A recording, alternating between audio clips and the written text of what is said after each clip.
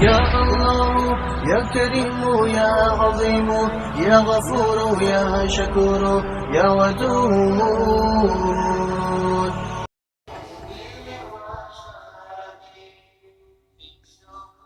نبی اکرم صلی اللہ علیہ وآلہ وسلم نے رمضان المبارک کو ہمدردی اور غمخواری کا مہینہ قرار دیا ہے۔ ہمدردی کا ایک پہلو کسی روزے دار کا روزہ افطار کروانا بھی ہے۔ نبی اکرم صلی اللہ علیہ وآلہ وسلم نے افطار کروانے کی ترغیب دی ہے۔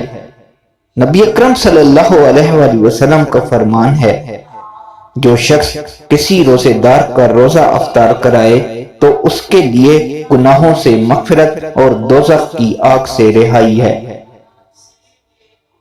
اس کو اتنا ہی ثواب ملے گا جتنا روزے دار کو، اور اس سے روزے دار کے ثواب میں کوئی کمی نہیں آئے گی۔ اہل ایمان انفرادی و اجتماعی سطح پر افطاری کا اہتمام کریں۔ غرباء و مساکین کو افطار پارٹیوں میں ضرور دعوت دیں۔